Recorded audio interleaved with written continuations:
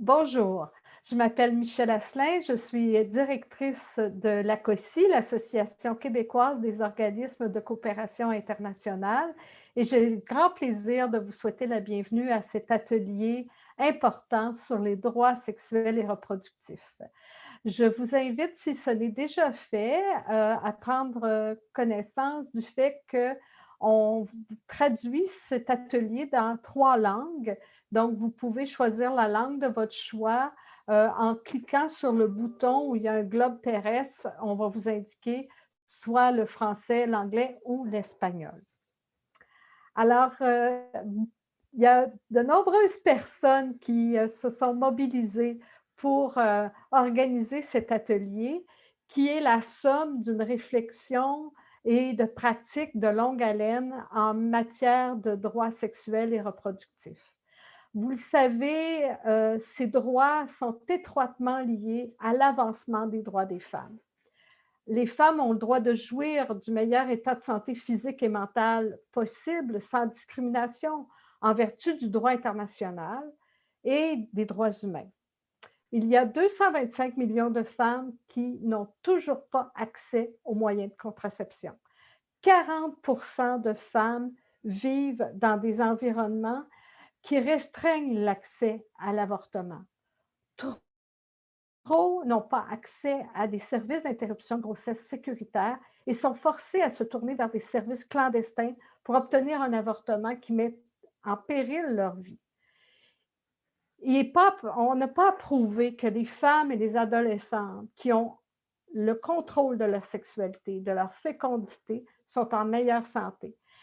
Elles ont plus de chances de poursuivre leurs études, d'entrer sur le marché du travail, de participer à la vie publique et d'investir dans la santé, l'éducation de leurs enfants. Mais pour mieux évaluer et comprendre ce phénomène d'injustice, de déni de droits, il faut comprendre cette justice, ces injustices, en incluant une analyse intersectionnelle. La justice reproductive, c'est une réalité lorsque chaque femme, chaque fille et aussi chaque personne issue de la communauté LGBTQI2+, a le pouvoir et les ressources économiques, sociales, politiques nécessaires pour prendre des décisions autonomes et éclairées concernant leur corps, leur santé, leur sexualité et de décider d'avoir ou non des enfants. La mise en œuvre de la justice reproductive et sexuelle implique d'agir sur plusieurs axes et dans des dimensions à la fois individuelles et collectives. Certainement, c'est une responsabilité d'État. Tous les États sont tenus de rendre accessibles les services de santé reproductive sûrs et de bonne qualité. Tous les gouvernements devraient faire respecter ces droits, mais il y a encore beaucoup à faire. Et nous refusons que ces droits stagnent. Nous devons progresser vers la réalisation de ces droits et vous pouvez compter sur le fait que la coopération et la solidarité internationale québécoise est déjà active sur ces situations et va le demeurer. Cet atelier va nous permettre de mieux comprendre et de mieux agir pour défendre ces droits fondamentaux. Alors maintenant, je laisse la parole à Madame Cécilia Thompson. Cécilia va animer cet atelier. Elle est spécialiste en genre au CECI et elle est membre active de la communauté de pratique genre en pratique de la COSI. Cécilia, je te passe le relais. Merci Michèle. Alors, bienvenue à toutes et à tous pour cet important atelier. Moi, je vais vous passer directement la parole à Madame Mounia Tchadi, qui est chargée de programme en droit des femmes et égalité des genres à l'Association québécoise des organismes de coopération internationale, l'ACOSI, et elle est actuelle coordinatrice du CQFD et de la CDP genre de l'ACOSI. Donc, Mounia, je te passe la parole pour présenter les objectifs de l'atelier. Oui, bon, merci Cécilia, bonjour. Oui, ça me fait plaisir de présenter pourquoi cet atelier sur la justice reproductive et sexuelle. En fait, aujourd'hui, dans cet atelier, nous souhaitons, sous une approche féministe intersectionnelle, contribuer avec nos partenaires des pays du Sud présents parmi nous aujourd'hui à co-construire une bonne connaissance des différents aspects des injustices reproductives et sexuelles et à évoluer vers de meilleures pratiques en matière de lutte contre ces injustices dans le cadre de nos partenariats. À cet effet, la communauté de pratique genre de la COSI a produit une fiche synthèse qui a été publiée et dont vous avez probablement pris connaissance. Cette fiche synthèse, dont l'analyse de la situation est appuyée par les expériences des organisations de coopération internationale québécoises et les expériences de leurs partenaires dans les pays du Sud. En fait, notre démarche est de partir des besoins, des expériences et des analyses exprimées par les personnes les plus concernées par les injustices en matière de santé et de droits sexuels et reproductifs. Les femmes, les filles racisées et les personnes LGBTQI2S+, et toutes ces personnes exposées à des discriminations croisées. Nous souhaitons, à travers vos interventions et témoignages au long de cet atelier, mettre l'accent sur les obstacles interreliés qui entravent la justice reproductive et sexuelle, les normes sexospécifiques et les rôles genrés, la violence basée sur le genre, la violence obstétricale et gynécologique, le contrôle du corps et la planification familiale, les politiques gouvernementales restrictives et l'assujettissement économique aussi. Alors, merci d'avance à nos invités et de leur contribution. Toutes les personnes assistantes à cet atelier pourront aussi contribuer à enrichir cette réflexion lors du débat qui aura lieu aux dernières 30 minutes de cet atelier.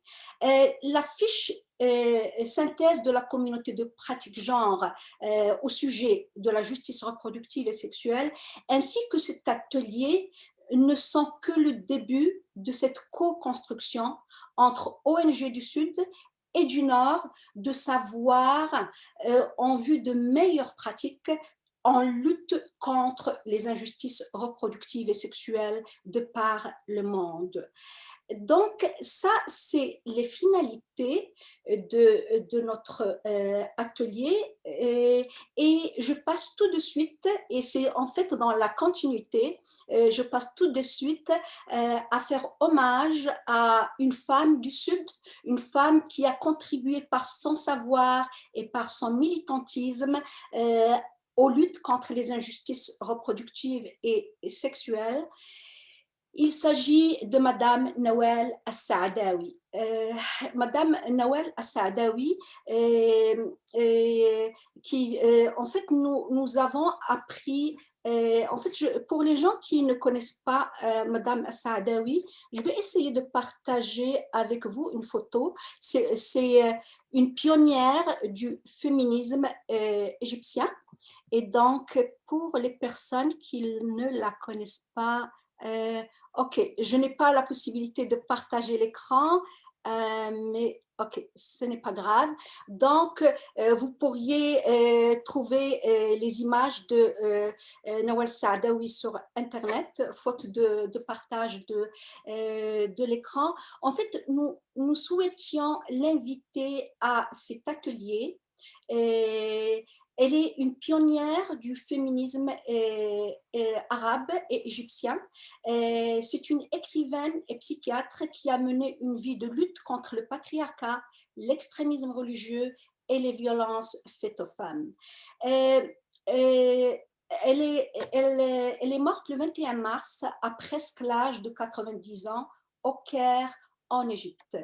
Nous avons appris la mort de Nawal Saadawi alors que nous avions entamé des contacts pour l'inviter à cet atelier sur la justice reproductive et sexuelle en sa qualité d'écrivaine et militante féministe ayant produit des théories et mené des combats à ce sujet. Mais nous voulions l'inviter aussi parce qu'elle a été elle-même victime de mutilation génitale, l'excision, à l'âge de 6 ans, et elle a témoigné de cette injustice sexuelle qu'elle a subie dans ses livres et ses conférences.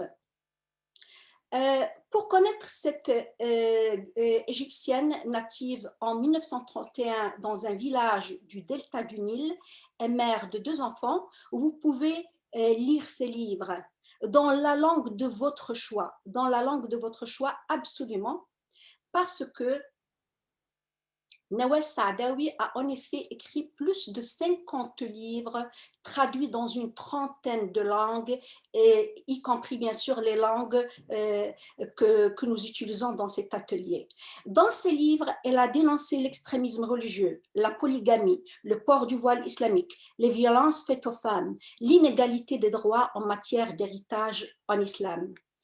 Du fait que cette pionnière du féminisme arabe brisait les tabous autour de la religion et du sexe, et particulièrement les injustices reproductives et sexuelles, du fait qu'elle dénonçait les systèmes d'oppression politique et patriarcaux, elle a été persécutée pendant toute sa vie. Elle a été emprisonnée par le régime en place en 1981 et elle a été menacée continuellement par les fondamentalistes religieux qui l'ont taxée d'apostasie et l'ont mis sur leur liste noire. Elle a alors dû s'exiler de 1993 à 2005 et en 2001, les extrémistes religieux sont allés jusqu'à engager une procédure judiciaire pour forcer l'annulation de son mariage malgré elle et malgré son mari, en stipulant que l'islam interdit à un homme musulman d'épouser une femme non croyante qu'ils taxent, les extrémistes qu'ils taxent d'apostats. Et alors, certains des livres de Nawal Saadawi ont été interdits. Ses théories féministes, son militantisme de gauche, son courage ont inspiré des générations de féministes arabes, dont ma génération, et celle de mon invitée, Madame Yolande Jeddah, qui a rencontré à quelques reprises Nawal Saadawi et la connaît bien plus que moi. Alors, bonjour Madame Yolande Jeddah.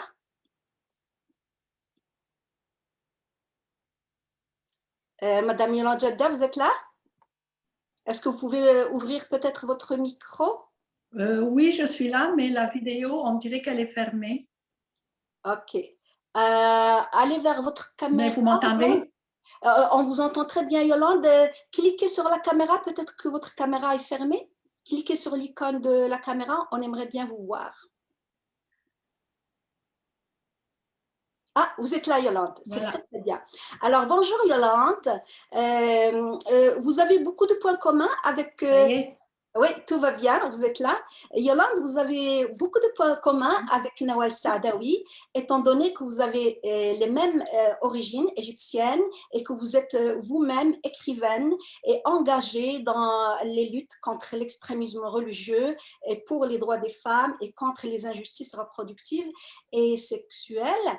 Vous avez longtemps travaillé dans le domaine du développement international et vous aviez même occupé, entre autres à la COSI, le poste que j'occupe en ce moment.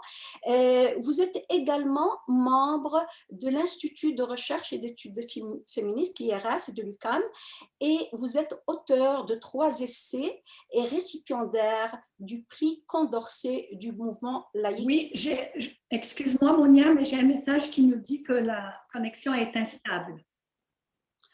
Ok, mais on vous voit, Yolande, soyez tranquille, pour le moment on vous voit et on vous entend. Alors ça va bien pour le moment. Alors, Okay. Yolande, je voudrais commencer par ça. Je sais que vous avez rencontré Nawal Saadawi à quelques reprises et je voudrais commencer par une question. J'ai vu des photos de vous sur Facebook avec elle et je voudrais commencer par une question générale pour vous demander, vous qui l'avez côtoyé à quelques reprises, qu'est-ce que le cheminement de cette pionnière du féminisme égyptien signifie pour vous et qu'est-ce que sa disparition symbolise aussi pour vous?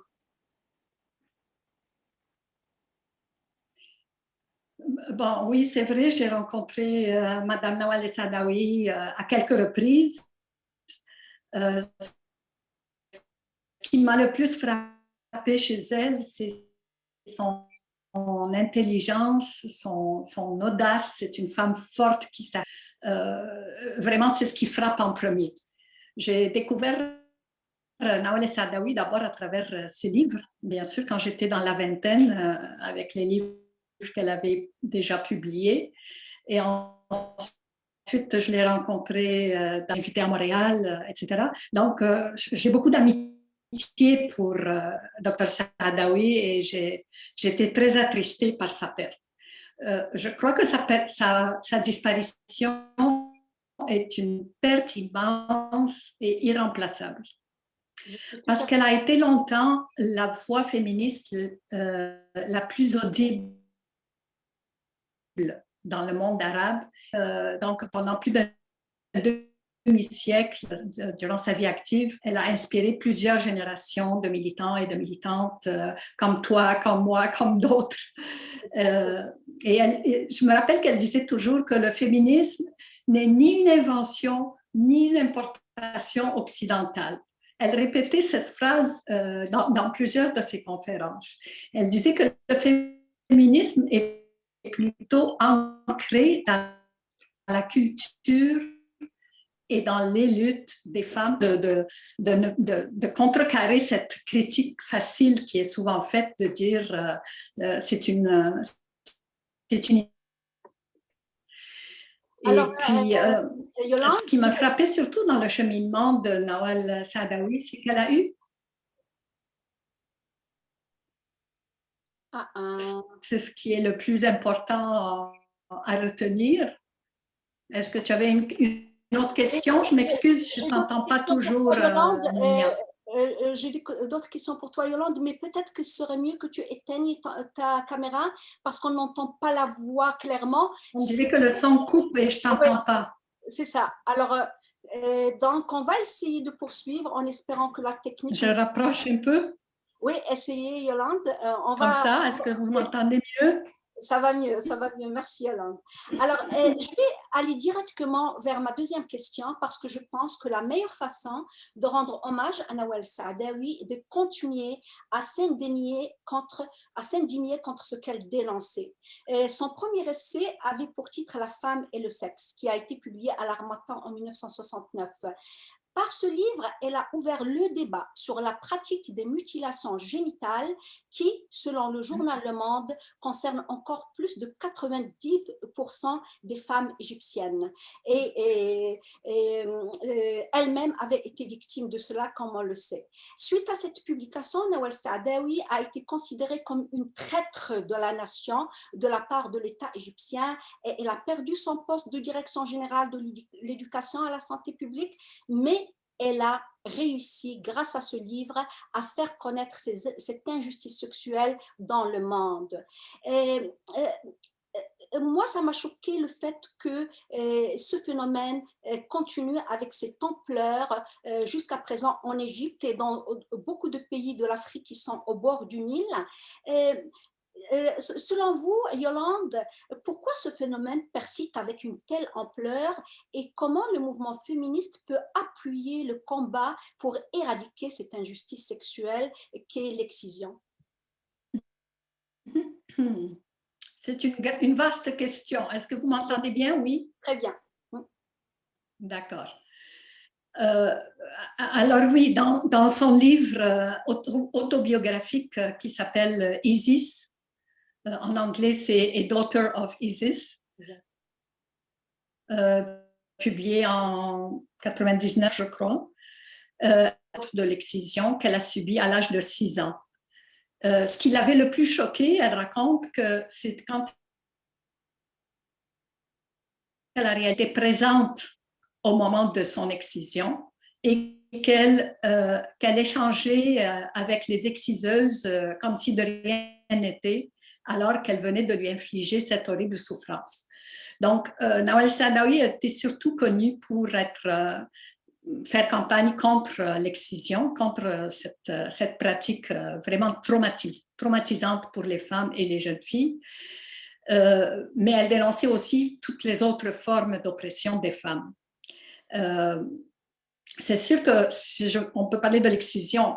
Dans le cas que je connais, c'est en Égypte. C'est une pratique qui est millénaire et qui précède de loin l'islam qui est apparu au 7e siècle. C'est important de le rappeler, je pense. Mais elle est pratiquée dans plusieurs pays, à la fois par des personnes de religion musulmane et des non-musulmans. Cette pratique n'est même pas connue dans le pays où l'islam est né, c'est-à-dire en Arabie Saoudite, et dans les pays du Maghreb, l'Algérie, la Tunisie, l'Algérie. Ce n'est pas une pratique qui est connue là-bas. Donc, on la dissocie de l'islam. Cependant, dans le cas de l'Égypte et ailleurs, je pense, ce sont surtout les religieux conservateurs et fondamentalistes qui s'opposent farouchement à tout effort d'éradication de l'excision. Donc, oui et non, il y a un lien avec l'islam parce qu'elle est maintenue et défendue par des religieux au nom de l'islam, évidemment de façon erronée, mais c'est ce que les gens croient. En Égypte, la lutte contre l'excision remonte à très loin. Déjà sous le président Nasser, qui a été président de 1954 jusqu'à sa mort en 1970, il y avait un décret, pas une loi, mais un décret qui interdisait l'excision. Mais on n'avait pas de programme national qui vise son éradication. Et puis ensuite, dans la foulée de l'année internationale des femmes de l'ONU en 1975, puis des décennies des conférences internationales qui ont suivi, il y a eu une mobilisation de groupes féministes en Égypte qui réclamaient l'interdiction légale de l'excision. On a vu dans les années 70 plusieurs initiatives d'éducation populaire pour éliminer cette pratique. Mais je te dirais que c'est surtout des ONG qui faisaient cette éducation populaire. Je n'ai pas vu de programme national digne de ce nom pour lutter contre l'excision. Donc, c'est un peu ambigu, tu vois. Il y a une volonté, mais il n'y a pas de vraie volonté politique pour que ce soit efficace. Je pense, si mon souvenir est bon, je pense que c'est autour de la conférence internationale sur la population et le développement, qu'on appelle ICPD, qui s'est tenue au Caire en 1994, que le ministre de la Santé égyptien, qui était médecin, a mis de l'avant une loi pour interdire l'excision. Mais immédiatement, cette loi a été contestée juridiquement par les islamistes intégristes organisés et soutenus évidemment par des pétrodollars. Ça a été une longue saga judiciaire qui a duré pendant plusieurs années. Et finalement, en 2008, une loi a été adoptée qui interdit l'excision. Ça a été acclamé comme étant une victoire féministe. Mais cette loi, elle interdisait l'excision, sauf pour raisons médicales. Et cette petite exception faisait que la pratique pouvait se poursuivre dans les cliniques de médecins, alors que la loi officiellement l'interdit.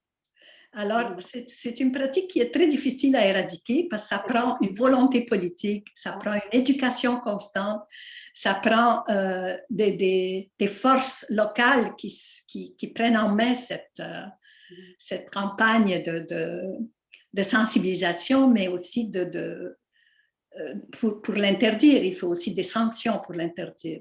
Exactement. Alors, quand elle a été permise à travers dans les cliniques médicales, Évidemment, c'est une opération profitable pour les médecins, donc ils ne sont plus intéressés tellement à l'éradiquer, tu vois. Et il y a eu, chaque quelque temps, on entend parler d'un scandale de jeunes filles qui meurent d'une hémorragie suite à cette opération menée par un médecin. Et récemment encore, je crois que le dernier cas que j'ai vu apparaître, c'était en février 2020, où une jeune fille d'une douzaine d'années est morte à la suite de cette opération et 4 personnes ont été arrêtées suite à ce décès, le médecin et les parents, le père, la mère et une tante. Évidemment, généralement, ces cas sont le plus souvent étouffés et n'apparaissent pas dans les médias. Et quand ils apparaissent, bon, il y a comme ça arrestation. Je ne sais pas, je pense qu'ils sont libérés peu de temps après. Ils ne peuvent pas les garder longtemps en prison. Plus récemment encore, en 2019, donc il y a à peine 2 ans, j'ai vu qu'il a été créé un comité national pour l'élimination des mutilations génitales féminines en Égypte. Mais l'éradication de cette pratique ne se fait pas uniquement par des lois. On s'entend, ça prend beaucoup plus de ressources et de contraintes réelles. Merci Yolande, merci beaucoup de votre contribution, c'est très éclairant, et tout ce que vous venez de dire signifie qu'il ne s'agit pas juste de promulguer des lois. Au-delà des lois, le changement des pratiques passe par le changement des cultures et qu'il y ait une volonté politique. Et merci beaucoup de le souligner. Merci infiniment de votre contribution, Yolande. Et je voudrais conclure en rappelant que dans ses livres, Nawal Saadawi a abordé plusieurs aspects de l'injustice reproductive et sexuelle. Il y a l'excision, mais la polygamie, le mariage de jeunes filles mineures, la sacralisation de la virginité, les crimes d'honneur, etc., etc. Et je voudrais souligner que par l'hommage que nous rendons aujourd'hui à cette pionnière du féminisme arabe, nous signifions aussi dans le cadre du partage des savoirs entre Sud et Nord que le féminisme arabe existait depuis le début du siècle, du XXe siècle, et que Nawal Saadawi s'est affirmée comme une pionnière dans ce domaine et que les féministes du Nord ont intérêt à être curieuses des féministes du Sud dans la perspective d'un partage féministe intersectionnel de nos savoirs. Et donc, vous pouvez aller découvrir les 50 livres de Nawal Saadawi dans plus de 30 langues. Et merci beaucoup. Très bien. Merci Yolande. Merci à vous. Bye bye. Merci beaucoup pour cet échange vraiment, vraiment intéressant, très inspirant et on espère vraiment, comme vous l'avez dit, que Nawal va être vraiment une lumière, continue d'être une lumière pour nous et pour le mouvement des femmes et les mouvements féministes tant dans les pays arabes que dans d'autres parties du monde. Donc, on va avancer parce qu'on est un petit peu en retard. Je vais maintenant donner la parole à Madame Sophie Bourdon. Alors, Sophie Bourdon est actuellement chargée de projet et conseillère en égalité de genre et droits humains au Centre de coopération internationale en santé et développement, CCISD, et elle est membre, ou son organisation est membre de la CDP Genre en pratique de la COSI.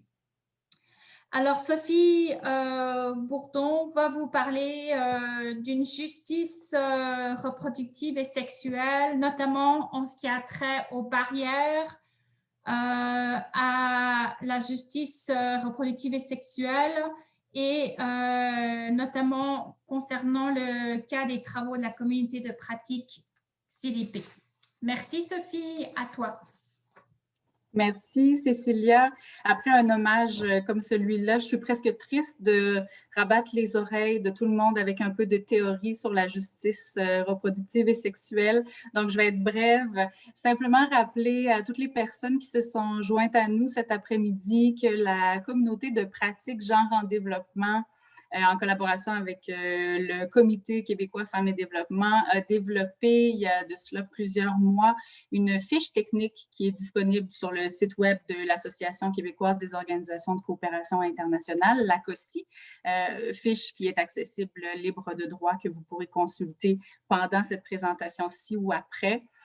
Cette fiche technique-là, elle était importante pour nous parce qu'on avait besoin de se réapproprier ce terme-là, cette expression-là de la justice reproductive et sexuelle. Puis je vous inviterai à aller la lire dans le détail.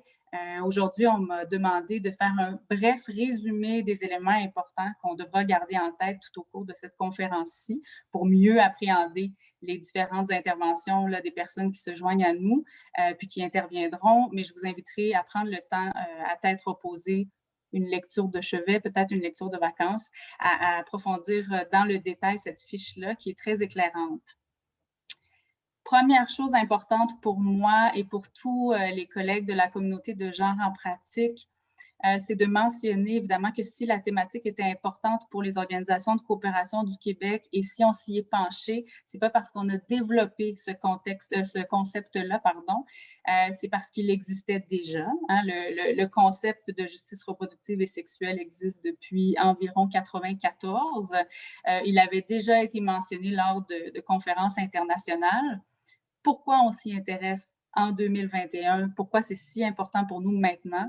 C'est parce qu'on a pris conscience au niveau des organisations de coopération internationale que dans la plupart de nos projets de coopération, on contribuait tous et toutes à des morceaux de cette justice-là et qu'on avait du mal à bien appréhender, à bien dresser un portrait global de ce que ça représente au final, cette fameuse justice-là.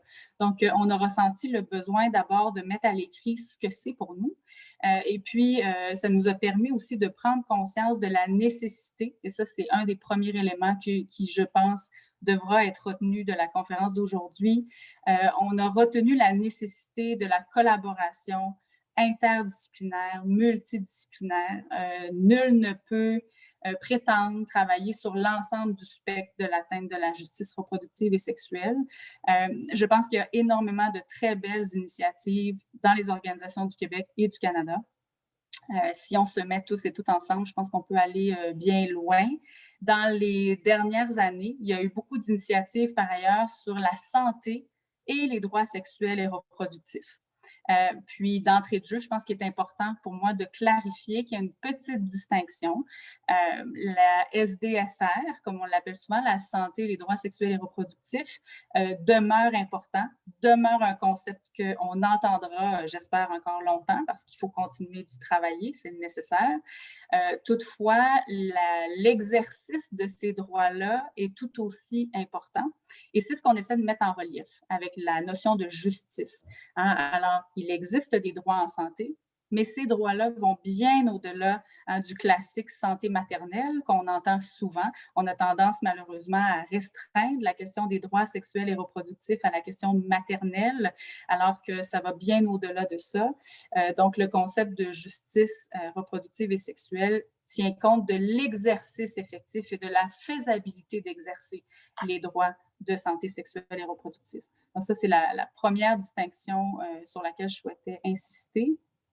Second élément qui est important pour nous, c'est que dans nos discussions autour de la table à la communauté de pratique genre en développement, on a vite pris conscience de certaines particularités des interventions des organisations du Québec et de différentes organisations féministes à travers le monde qui visent à tenir compte réellement dans la pratique de l'intersectionnalité.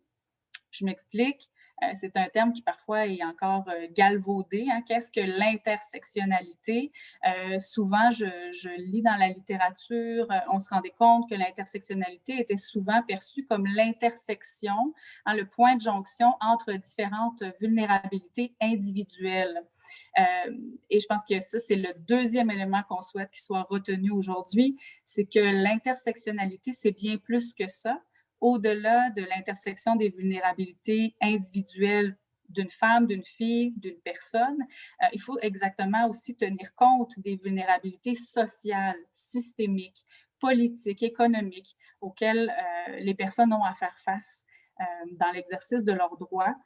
Et on se rendait compte que souvent on occultait ou on approfondissait peut-être pas suffisamment assez cette notion-là de transformation sociale. Alors, vous le verrez dans la fiche technique qui a été développée, toute une série là, de précisions sur l'importance de voir l'intersection comme étant quelque chose de plus vaste que l'intersection des vulnérabilités individuelles. Je parlais tout à l'heure du fait que la justice reproductive et sexuelle est un concept qu'on utilise depuis environ 1994. On a pris la peine de le redéfinir ensemble. Puis je souhaiterais lire un extrait de cette définition-là pour savoir concrètement de quoi on est en train de se parler ensemble aujourd'hui.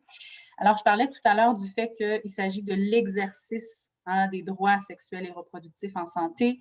Donc, on prétend que la justice reproductive serait un état, donc vraiment un exercice, donc une atteinte de l'exercice des droits, donc un état de bien-être physique, mental, spirituel, politique, économique et social des femmes et des filles. Et puis, on croit au niveau de la communauté de pratique genre en développement qu'on peut atteindre cet état de justice reproductive. Toutefois, il faut encore qu'on puisse avoir la possibilité de faire des choix. Et ça, c'est le troisième élément sur lequel je voulais attirer l'attention dans cette courte présentation-ci. La notion de libre choix est extrêmement importante. Il y a eu beaucoup de critiques qui ont été faites, et puis ça, encore une fois, si besoin est, on pourra faire des liens vers différents éléments de la littérature scientifique sur cette question-là. Il y a eu beaucoup de critiques qui ont été faites dans les réflexions sur la santé et les droits sexuels et reproductifs et le concept de justice reproductive et sexuelle, à l'effet qu'on ne laissait pas suffisamment de place au libre choix, qu'il y avait une certaine notion de transformation incomplète dans le concept. Souvent, par exemple, on va donner beaucoup de place à l'accès à l'information, l'accès aux services de santé. Ça demeure prépondérant et nécessaire. Toutefois, il faut aller au-delà de ça. Il faut également, une fois que l'information elle est adaptée, accessible en santé sexuelle et reproductive, encore faut-il laisser le libre choix de prendre une décision libre et éclairée. La notion de choix libre et éclairé est extrêmement importante parce qu'elle sous-entend beaucoup de choses. Prendre une décision libre et éclairée pour soi-même, ça veut dire avoir aussi la possibilité de comprendre les impacts négatifs d'un choix qui serait à faire. Puis je sais que des intervenants parleront de cette question-là un petit peu plus tard et qu'il y aura des exemples qui seront donnés. Mais je partage déjà là, un premier exemple en lien avec ça pour rendre la définition peut-être un peu plus concrète.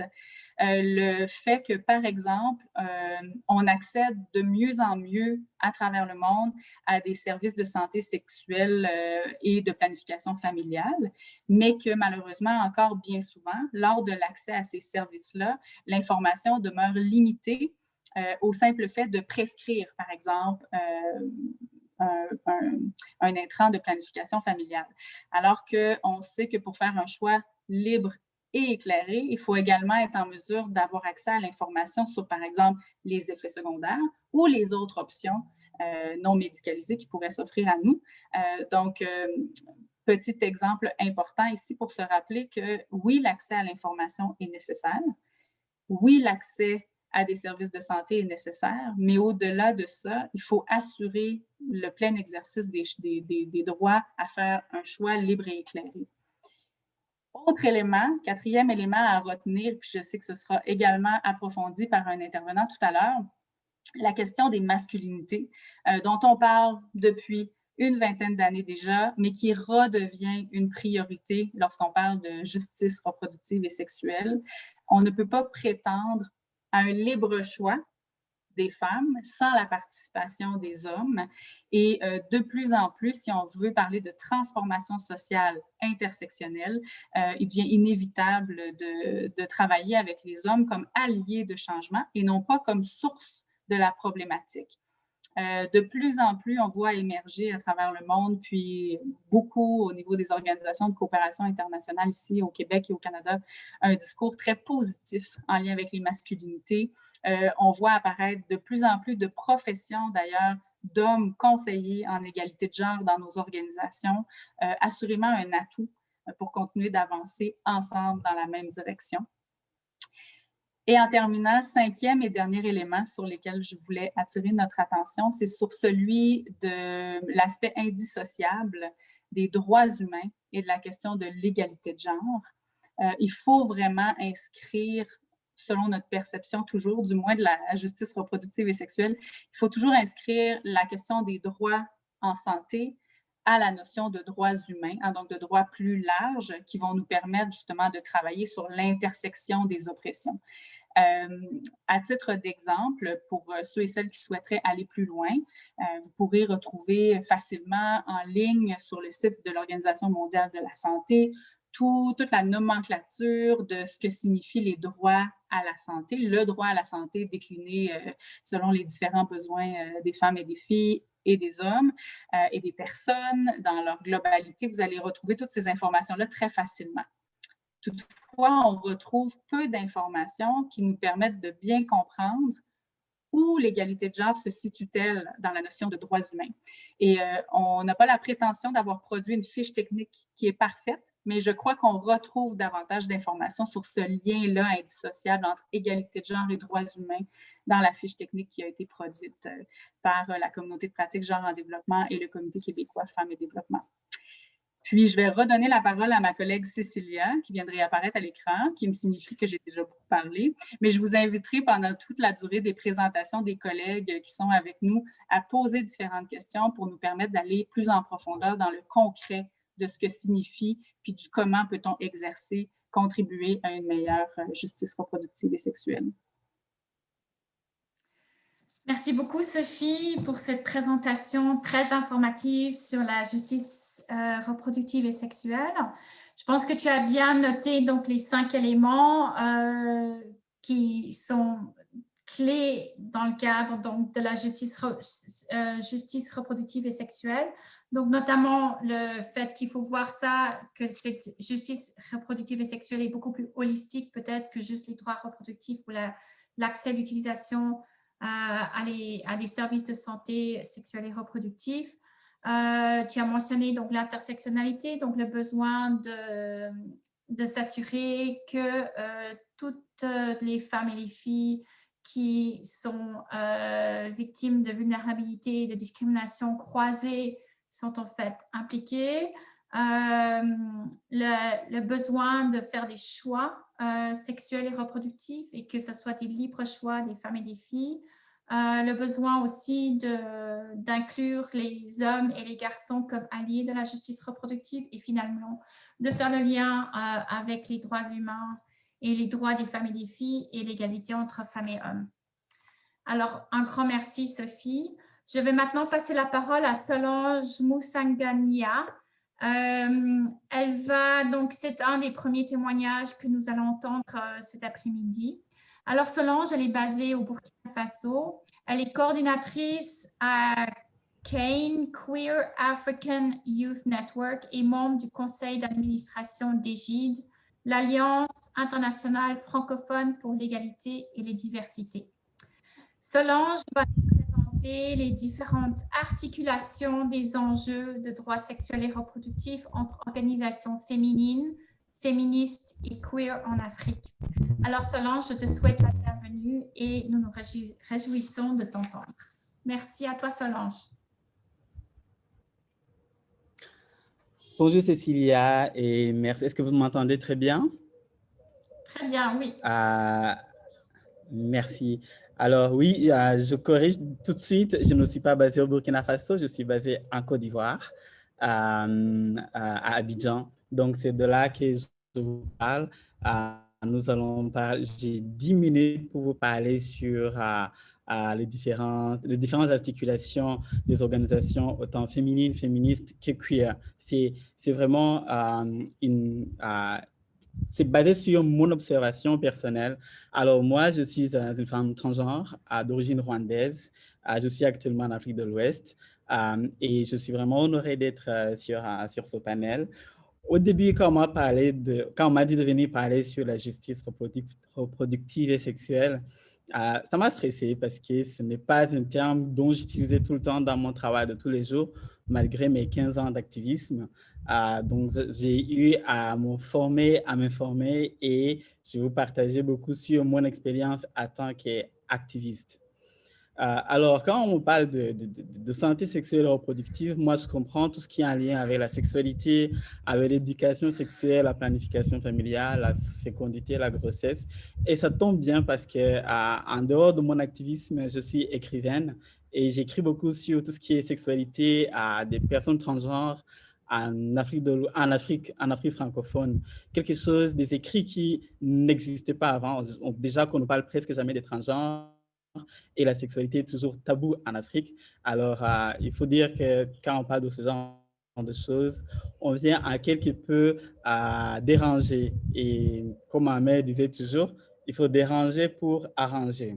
Alors, de ces généralités, c'est sûr qu'en Afrique, des choses ont eu, il y a des protocoles, il y a des instruments qui nous permettent aussi de pouvoir mieux articuler nos revendications. Il y a par exemple le protocole de Maputo qui a été adopté en 2003, dans lequel on a beaucoup parlé sur la protection de la femme contre les violences sexuelles, tout ce qu'on appelle les VBG, la protection de la femme contre les pratiques traditionnelles. Je pense que tout à l'heure, on en a parlé en parlant des pratiques comme l'excision, les mariages forcés, les mariages arrangés. Il y a droit à l'information adéquate sur la sexualité et la reproduction, et aussi l'accès aux soins et à des coûts abordables. Évidemment, l'OMS a beaucoup aussi parlé sur tout ce qui est en lien avec l'orientation sexuelle et l'identité de genre, comme quoi affirmer son orientation sexuelle et son identité de genre est l'un des déterminants de la santé qui concourt au bien-être de chacun. Mais comment parler justement, comment affirmer son orientation sexuelle, son identité de genre, quand on est en Afrique, on sait que la plupart des pays africains criminalisent encore l'homosexualité, ne comprennent pas encore sur la question des personnes transgenres. Queen, qui est l'organisation que je coordonne avec Nataka, nous travaillons sur 3 grands axes qui sont la recherche et la documentation, le plaidoyer et le renforcement de capacités. Alors, Queen se veut comme une structure d'appui technique à des organisations identitaires en Afrique de l'Ouest francophone et au Cameroun. Nous sommes une organisation d'appui régionale. Alors, ce n'est pas nous qui allons faire le plaidoyer. Par contre, nous fournissons des outils à ces organisations identitaires pour pouvoir faire mieux leur travail, justement en faisant plusieurs recherches. On a commencé depuis 2010 et on en a une quinzaine de recherches. Nous sommes une organisation féministe africaine et LBQFSF. Alors, LBQFSF, c'est lesbiennes, bisexuelles, queer, FSE pour les femmes ayant des relations sexuelles avec les femmes, et les personnes transgenres, les personnes non binaires aussi font partie des organisations qui sont dans le mouvement LGBTQ, FSF, avec lesquelles nous travaillons. Alors, je vais vous citer 2 recherches qui ont été faites par Queen dans ces 10 dernières années. Il y a une recherche qui a été menée en 2015 auprès de 250 personnes qui s'identifient comme lesbiennes, bisexuelles, queer ou FSF sur la santé sexuelle et reproductive des femmes LBQFSF. Alors, j'ai envoyé la copie, vous pourrez peut-être la voir si vous écrivez à Kossi ou à moi-même. Alors, dans cette recherche, on a beaucoup articulé sur les besoins justement des femmes lesbiennes, bisexuelles et FSF, parce que ces besoins souvent ne sont pas pris en compte par les organisations généralistes, si je peux dire ça comme ça. En 2018, on a fait notre recherche sur les personnes trans. Cette recherche a été appelée « Être trans, c'est le destin ». Justement, j'amène aussi cette question de beaucoup de gens parlent de choix. On a choisi d'être trans ou on a fait la transition de homme à femme ou de femme à homme. On leur dit non, ce n'est pas une transition, c'est plutôt une affirmation du genre. Ça, c'est un des mots qu'on utilise de plus en plus. Et nous pratiquons ce que nous appelons l'autodétermination, qui chaque personne détermine son genre. Si à la naissance, on nous a assigné tel sexe, peut-être qu'on n'est pas dans ce genre justement où on se reconnaît, et il est important de respecter la détermination de chaque personne dépendamment de son genre et indépendamment du sexe auquel il ou elle a été affilié à la naissance. Alors, pour parler oui, je me suis aussi beaucoup inspiré de la fiche technique d'ailleurs qui est magnifiquement bien faite et j'invite tout le monde à pouvoir aller la lire. Alors, pour parler de ces différentes organisations, c'est encore basé sur mon observation tant personnelle et militantisme communautaire. J'ai eu à placer 3 ou 4 catégories des organisations des femmes comme je le vois en Afrique de l'Ouest francophone et au Cameroun. Et c'est là où je parle de 3 grandes catégories. Il y a les organisations que j'appelle féminines, je dis bien organisations féminines, que je définis comme un regroupement de femmes avec un leadership féminin qui milite pour les causes concernant les femmes à travers une approche patriarcale. Alors, j'insiste très bien sur cette approche patriarcale parce qu'il y a de plus en plus, malheureusement, des femmes qui, justement, acceptent ou même militent pour la cause que je peux appeler des hommes. Alors, on va beaucoup entendre tout ce qui est, elles sont contre l'avortement, elles sont contre l'orientation sexuelle, l'identité de genre, elles se limitent à la vision entièrement religieuse et elles se défait complètement de tout ce qui est féministe parce qu'elles disent que les féministes sont trop émancipées ou trop occidentalisées ou non adaptées à la culture africaine. Mais elles oublient qu'elles utilisent souvent les arguments qui sont dans la Bible ou dans le Coran, qui sont des livres aussi importés. Alors, voir comment on articule ses revendications en pointant le doigt aux autres, tout en utilisant des arguments qui ne sont même pas africaines comme tels. Alors que quand on regarde, par exemple, le féminisme, on se rend compte qu'il a été pratiqué pas seulement au début de ce siècle, même avant, parce que quand on parle de l'Afrique francophone, on voit avant l'arrivée de la colonisation, beaucoup de reines qui ont eu à conduire des peuples, tous les peuples entiers. Par contre, nos reines, on ne les voit plus. Et même dans cette Afrique, justement, avant la colonisation, on se rend compte que les personnes transgenres ou les personnes LGBTQ étaient entièrement acceptées. Au Sénégal, on va parler de Goldjigen dans la région du Mali, de la Côte d'Ivoire. Ils ont beaucoup parlé de Tchété Moussoté pour justement montrer cette bispiritualité qui existe dans certaines personnes et qui n'était connue ni d'un genre ni d'un autre. On parlera beaucoup, souvent quand les hommes partaient à la chasse, ces personnes intermédiaires avaient des fonctions bien spécifiques qu'elles occupaient dans la culture et étaient entièrement acceptées. Malheureusement, c'est justement le Coran et la Bible, avec l'arrivée de la colonisation et les lois complètement homophobes et transphobes, que cette vision transphobe et homophobe est entrée en Afrique. Alors, quand j'entends des personnes qui sont en train d'utiliser la culture africaine pour nous empêcher d'existence, en fait, on comprend que c'est un langage qui est complètement contradictoire. Alors, les organisations, par contre, féministes, vont beaucoup militer sur l'égalité entre les genres. Justement, elles vont être pointées de doigt par ces organisations féministes parce qu'on va les traiter de colonialistes et tout. Et ces organisations féministes, justement, vont baser leur doctrine. Nous allons vraiment baser notre revendication sur tout ce qui est l'égalité entre les hommes et les femmes, mais aussi l'approche féministe dans tout ce que nous faisons, dans nos recherches, comment donner une place importante à des femmes, comment écouter l'approche des femmes, mais aussi comprendre certains hommes aussi qui sont des alliés au combat que les féministes vont avoir. Justement, la question de l'avortement, la question de l'orientation sexuelle va être beaucoup plus articulée. Le mariage, même si le mariage est bien vu, bien accepté, mais on va aussi questionner beaucoup sur la question de la dot, qui est souvent un instrument aussi de domination de l'homme vis-à-vis de la femme et qui devient aussi encore une source de violence basée sur le genre, parce que la dot, l'homme qui a donné la dot se sent appartenir ou posséder la femme. La femme à qui on a doté ne peut pas dire non à un homme sur quoi que ce soit. Et les organisations, par contre, les organisations lesbiennes ou LGBTQ en général, vont venir avec un autre langage. On nous accuse souvent, à tort, vraiment à tort, de parler du mariage entre les personnes de même sexe ou du mariage pour toutes, pour tous, pour toutes. Ce n'est pas vrai. Actuellement, ce n'est même pas sur l'agenda, le mariage pour tous. Par contre, nous parlons de plus en plus du non-mariage. C'est que la femme, elle est vue en Afrique de l'Ouest ou en Afrique en général comme elle quitte ses parents pour aller chez l'homme. Genre, elle est enfant tout au long de sa vie.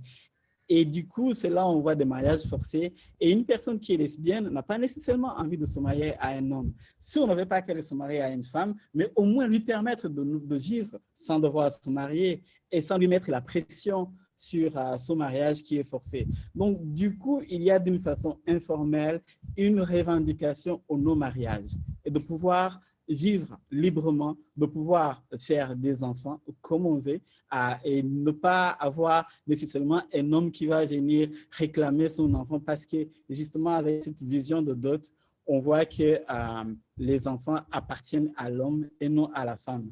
Alors du coup, si une femme tombe enceinte, il faut toujours dire que l'homme qui l'a engrossé et l'homme va avoir tout un droit à cet enfant. Et du coup, les femmes lesbiennes, les femmes LGBTQ, les femmes trans, nous réclamons aussi ce pouvoir de pouvoir faire des enfants, de pouvoir élever nos propres enfants sans qu'il y ait une interférence du géniteur, qu'il soit connu ou non connu. Alors, juste pour terminer sur les organisations trans, comme je disais tout à l'heure, on est dans l'affirmation de genre et dans l'autodétermination. Et je terminais avec cette phrase de l'ONU qui a été mentionnée dans le dépliant que je vous ai envoyé de 4 pages qui a été conçu par l'ONU. Il dit « Nous savons toutes et tous viscéralement à quel genre nous appartenons. Pour la plupart d'entre nous, notre identité de genre correspond au sexe indiqué sur nos actes de naissance. Mais certaines personnes, ce sexe assigné à la naissance ne correspond pas à leur véritable identité. » Donc, c'est vraiment respecter des personnes dont le sexe biologique ou le sexe assigné à la naissance ne correspond pas à leur genre profond. Et nous demandons au gouvernement, aux associations et à tout le monde de pouvoir respecter cette réalité. Merci. Merci beaucoup, Solange. Oui, tu as ton plaidoyer en faveur de l'intersectionnalité, notamment des femmes trans, a été vraiment éclairant. Et je te remercie aussi d'avoir bien présenté les limites des plusieurs formes d'organisation, d'ONG notamment, à se battre pour et en faveur des droits des femmes transgenres et l'égalité de sexe. Et je pense que c'était très intéressant d'entendre justement quel genre de combat on peut mener et comment est-ce qu'on pourrait justement renforcer cette affirmation, comme tu dis, de genre qui est si importante pour assurer justement l'inclusion et l'inclusion de toutes et de tous dans ce combat qu'est l'égalité des femmes et des hommes. Je voudrais maintenant donner la parole à Madame Leroux Ruth, qui est haïtienne, qui est en Haïti, je pense, si je ne me trompe pas. Elle est juge suppléante au tribunal de paix de Gressier, qui est le département de l'Ouest en Haïti. Et Ruth Leroux va nous parler notamment des impacts des violences basées sur le genre, les VBG, sur la santé reproductive et sexuelle et sur la vie sociale des individus. Donc, notamment aussi en sa capacité d'infirmière de formation. Donc, voilà, je donne la parole à Ruth et nous nous réjouissons d'écouter et d'entendre votre témoignage. Merci. Merci. Ruth, haïtienne. Ruth vive en Haïti. En ma qualité de juge de paix, je veux partager mes expériences avec vous. Membre du comité multisectoriel contre les VBG de Gressier, entité qui a pris naissance grâce au support du projet pour famille de Mission Inclusion, financé par les Affaires mondiales du Canada. C'est avec un cœur rempli d'amertume que je vais tenter de vous entretenir sur les impacts des violences basées sur le genre et sur la santé reproductive et sexuelle sur la vie des individus en Haïti. En effet, la violence basée sur le genre est l'une des violations des droits de l'homme et les plus étendues. Elle peut adopter différentes formes, soit physiques, sexuelles, psychologiques ou économiques, et elle ne reconnaît ni frontières, ni d'âge, ni race, ni culture, ni richesse ou d'emplacement géographique. Selon les données statistiques de l'EMU6, plus d'un quart de femmes de 15 à 49 ans, soit 29%, ont subi des violences physiques depuis l'âge de 15 ans. Un peu plus d'une femme sur 8, soit 12%, a été victime d'actes de violence à n'importe quel moment de sa vie. Parmi les femmes enceintes ou qui l'ont été, 6% ont subi des violences pendant la grossesse. Il y a les impacts des violences. Ils ont des multiples conséquences sur la santé reproductive et sexuelle des femmes et des filles qui sont liées à leur personnalité. Il y a l'aspect physique de la violence. La violence physique intervient si la femme résiste à la violence psychologique. Il résulte à des traumatismes tels que échymose, brûlure, morsure ou fracture des membres supérieurs ou inférieurs. Tandis que dans l'aspect mental, ceci peut susciter une pléiade de traumatismes tels que une dépression, un trouble de sommeil chez la victime. Elle peut aussi rendre stressée jusqu'à se garder de parler. Il y a l'aspect sexuel. Il y a la grossesse non désirée qui peut être liée à une cause de cette violence, traînant derrière elle un avortement non sécuritaire et des traumatismes aigus, soit une maladie sexuellement transmissible ou le VIH. Tandis que dans la vie sociale à venir chez l'adulte, il y a un usage nocif d'alcool. Parfois, il y a le suicide, il y a la peur des hommes, le repli de soi-même au regard de la société. Mais chez les mineurs, certains problèmes de la vie sociale peuvent aussi engendrer des violences sexuelles à cause de l'incapacité de leurs parents. Ça peut aussi entraîner une augmentation de délinquance juvénile face à un état inexistant. Lorsqu'une femme a subi de violences répétées, parfois elle veut se venger. La vengeance n'est pas toujours proportionnelle. Exemple, récemment, j'ai été dans un constat d'une femme qui a assassiné son mari pour cause de violence. Comme juge de paix, je traite souvent des cas ayant rapport aux violences basées sur les genres et qu'il ne vaut même pas la peine de préciser que dans ces conditions-là, les principales victimes ne sont autres que les femmes et les filles. Il faut dire que dans l'accomplissement de mes tâches, plusieurs facteurs jouent dans la qualité de service offerte aux suivants. D'abord, étant donné que l'accueil des victimes est fait dans une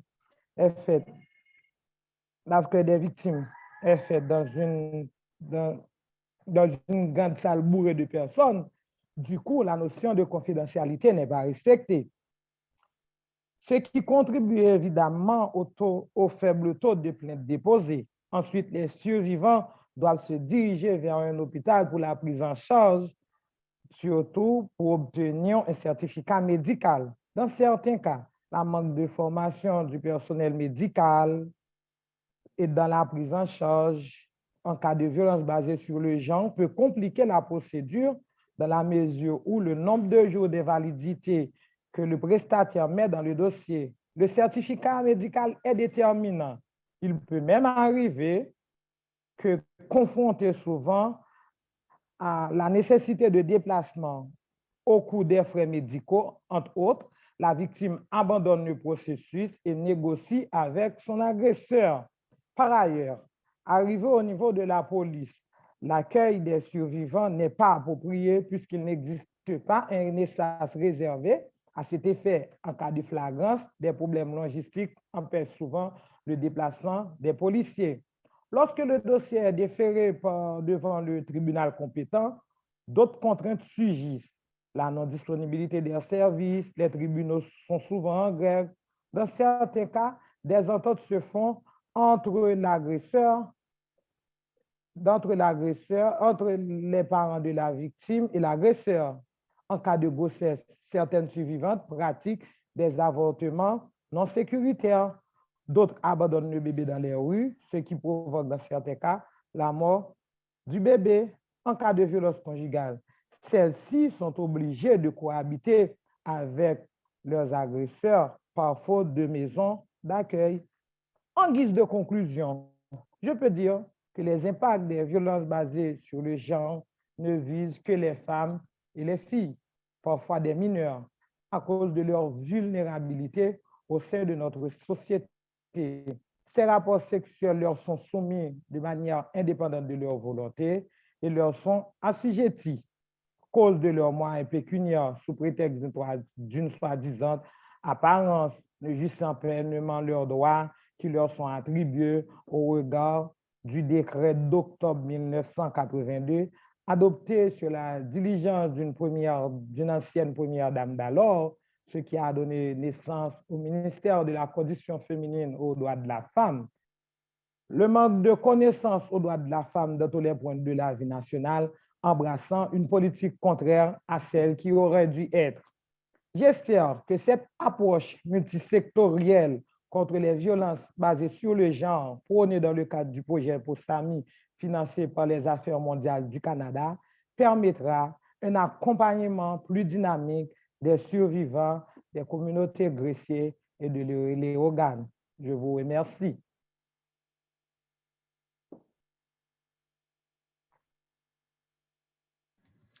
Merci beaucoup, Madame Leroux.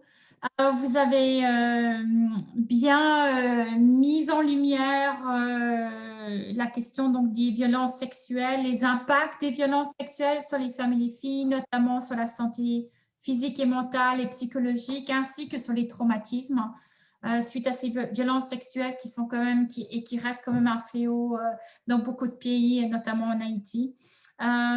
Et vous avez mis l'accent aussi sur plusieurs facteurs concernant justement la qualité des services pour survivantes et victimes de violences sexuelles et notamment le besoin de mettre en place des services qui sont adaptés aux besoins des femmes et des filles à travers un suivi en santé psychologique et juridique ainsi qu'une approche multisectorielle pour vraiment pouvoir justement répondre et combattre ce fléau et en même temps prendre en charge les victimes et survivantes de VBG. Alors, merci beaucoup, Madame Leroux. Je vais maintenant passer la parole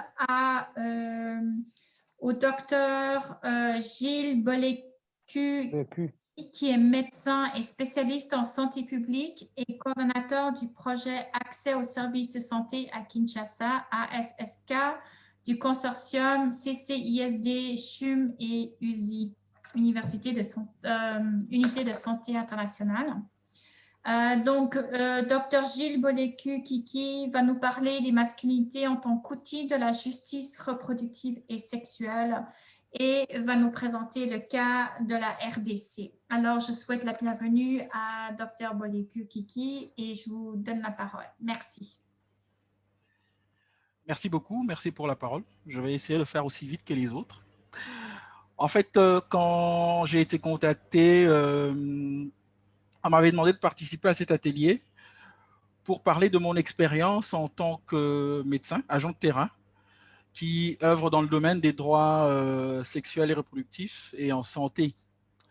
Et comme nous le savons, donc, la santé et les droits sexuels et reproductifs sont à la fois une question de santé publique et des droits humains.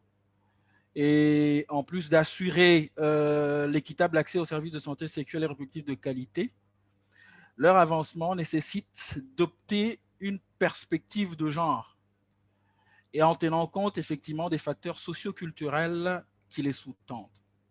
La justice reproductive, je ne vais pas y revenir parce que Sophie a fait un bel exposé là-dessus, mais la préoccupation que les jeunes et les personnes aient les moyens de disposer librement de leur corps, de définir leur orientation sexuelle et leur orientation de genre, ainsi que de défendre leurs droits sexuels et reproductifs individuels et collectifs, est impérieuse et est une nécessité.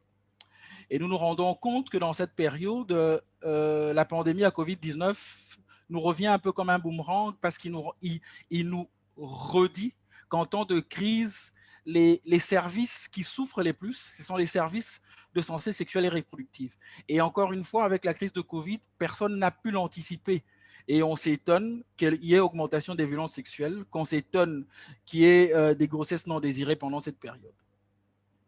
Les masculinités, à notre sens, définies comme elles sont définies, comme des postures, comme des comportements, comme des langages, devraient être positivées justement pour faire participer les hommes à faire reculer les inégalités entre les genres et éliminer les discriminations et les violences à l'endroit des femmes et des filles. Et donc, en regardant tout ce package en santé sexuelle et droits sexuels et reproductifs, et en regardant leur implication par rapport à l'offre de services, quand je regarde les composantes, et aussi aux droits y afférents, je me regarde moi-même en tant qu'acteur et sujet. Et puis, je regarde la situation de mon pays, qui aujourd'hui, malgré les quelques timides progrès, c'est quand même un pays qui présente des indicateurs assez inquiétants. On a la mortalité maternelle, une des plus élevées au monde, et 30% de ces décès maternels, évidemment, sont dus à des avortements non sécurisés. Et les avortements non sécurisés, chez nous, constituent un réel problème de santé publique et d'injustice sociale. La prévalence contraceptive a beaucoup évolué, elle est passée de 8 à 18%, mais par ailleurs, les besoins non satisfaits des femmes en union sont au-delà de 25%. Les estimations parlent de 28%. Donc, 28% de femmes qui veulent avoir la contraception n'arrivent pas à l'avoir. En matière de VIH, si dans la population globale, on a une prévalence moyenne de 1,2, mais quand on va dans les populations clés, dans les populations spécifiques, on se rend compte que ça va de 2 à 3 fois plus. On donne l'exemple des professionnels des sexes, c'est à 3,4. Quand on passe chez les hommes ayant des rapports avec les hommes, c'est à 3,3. Et les drogués, les consommateurs de drogues injectables, eux, ils sont à 5,9. La RDC, c'est le pays où le contexte juridique n'est explicite en rien en ce qui concerne la question et le statut des LGBT, par exemple, et du personnel des sexes. La loi fait comme si ces personnes n'existaient pas. La RDC, c'est aussi un retard. On ratifie le protocole de Maputo en 2008 et ce n'est que 10 ans plus tard qu'on a le document publié dans le journal officiel. Et une loi y afférente est émise. Et donc, pendant tout ce temps, on est resté dans un flou juridique. Et quand je regarde, moi en tant qu'acteur, moi en tant que sujet des droits sexuels et reproductifs et de la santé, je me dis que mon parcours a quand même pu me permettre d'être un peu plus sensible. C'est-à-dire, je suis médecin, je suis un homme, je suis né après les indépendances, qui est un facteur important, et donc on a vu la dynamique des mouvements des femmes évoluer. Et on a vu ce qu'on a appelé chez nous à l'époque la condition féminine. Parce qu'en fait, au départ, l'émancipation des femmes, c'était juste une affaire de voir un peu de normes, les femmes qui font un peu de social, qui s'occupent des ministères de second rôle. Mais on a vu l'émergence, fin des années 70, début 80, l'émergence des mouvements des femmes qui ont pu justement porter cela. Et autre chose, c'est j'ai été clinicien praticien, mais après, je travaille pour un projet. Je travaille pour un projet dont les préoccupations en matière d'égalité de genre et en santé sexuelle et reproductive sont très, très pointues. Et donc, j'ai quand même eu un parcours partant de mon milieu familial, un milieu familial qui n'a pas fait de distinction entre les filles et les garçons en ce qui concerne les tâches de la maison, en ce qui concerne la scolarité. J'ai quand même pu avoir un bon exemple qui me permet aujourd'hui d'appréhender les choses différemment. Et donc, comment est-ce qu'en tant que médecin, je peux être un allié des droits sexuels et reproductifs des femmes et et des filles. Mais je dis déjà que je travaille pour un projet qui met une incise particulière sur la santé sexuelle et reproductive. Et donc, en ma qualité de coordonnateur en renforcement de capacité, je veille à fournir un appui conséquent à tous les partenaires étatiques avec lesquels nous travaillons en termes de formation, de sensibilisation en SDRS, et je m'assure de la qualité du contenu, mais aussi de l'adaptation de la cible. Et comme la plupart des équipes dirigeantes, c'est des hommes, ben la tâche est encore un peu plus exaltante parce que ça nous permet en fait à ce moment-là de les sensibiliser. Et nous pensons qu'on ne peut pas améliorer la qualité de l'offre de santé sexuelle et reproductive pour les femmes et les filles sans travailler étroitement avec les hommes qui occupent des postes clés dans les centres de santé, dans les hôpitaux, tels que les médecins, les infirmiers, les laborantins, déjà à l'embauche. Ces hommes doivent bénéficier du renforcement des capacités sur les droits sexuels et reproductifs pour faire partie de la solution. Et Sophie en parlait à juste raison. Mais c'est aussi être alerte par rapport à leur planification pour que justement les formations continues, les recyclages puissent tenir compte de cette thématique particulière, mais aussi qu'elle n'exclut personne, ni en fonction de son âge, ni en fonction de son orientation sexuelle ou de ses revenus. Je vais peut-être vous faire rigoler, mais on se retrouve en regardant, en se demandant pourquoi telle dame qui est responsable n'est pas venue ou telle autre. On a des situations telles qu'elle a un enfant en bas âge et son homme ne veut pas le garder, ne veut pas garder l'enfant. Si tu veux aller à ta formation, tu vas avec ton enfant.